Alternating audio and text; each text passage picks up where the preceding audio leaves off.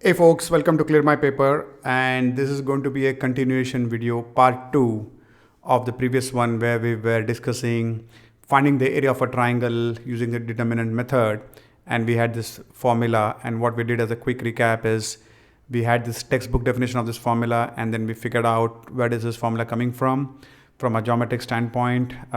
We use the combination of x, y, z, x and y variables for finding out the problem of finding an area of a triangle with these three coordinates. And we kind of came to the conclusion and we understood how the formulas kind of fit in.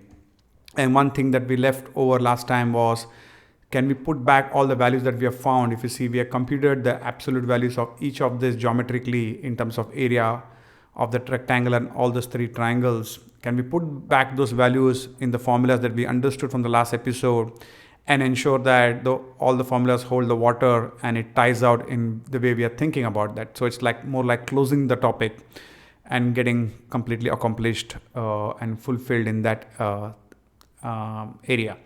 And what we did is, the way we left last time is pretty much this where we left, where we kind of spoke about this formula and how this formula comes in and how should we think about this plus and minus sign.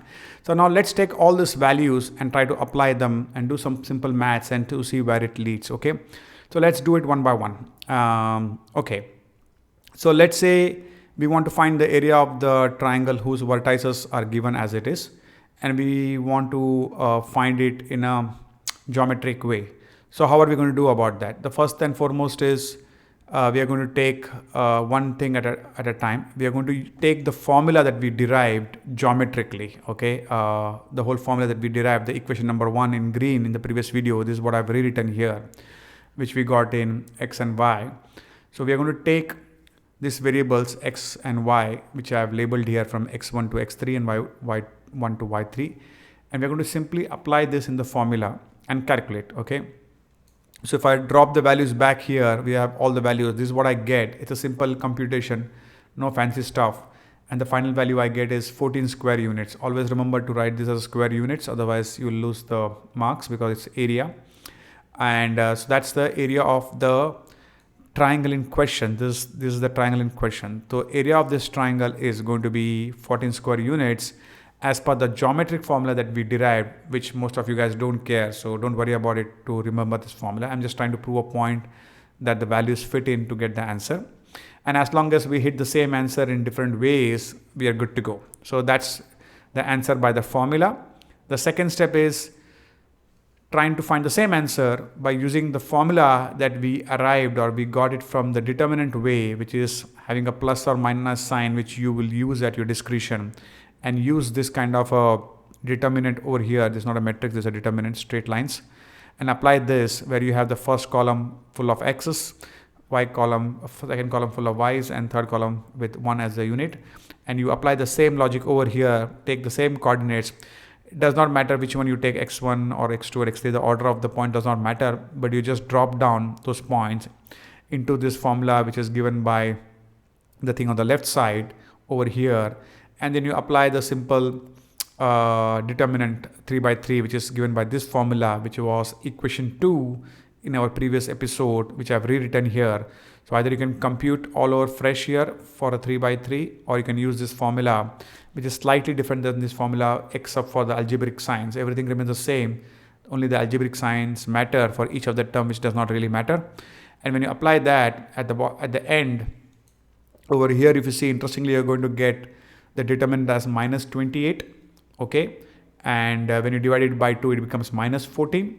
And this is where I told, in the first case, when you use geometrically, there were no negative terms. The answer was pure play positive, which is 14. Over here, when I apply the determinant, it's coming as negative 14. And that's where I'm going to use my wild card of either using a plus or minus sign, whichever I feel like, to force this answer to be positive. So I'm going to just simply ignore this negative sign by multiplying it on the negative sign by the outside, or I'm just going to knock off everything. I'm going to say the answer is plus 14 because the area cannot be negative.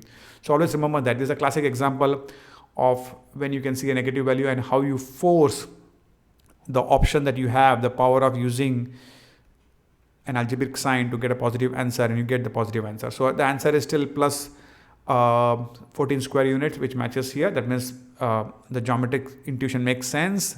This particular definition formula makes sense.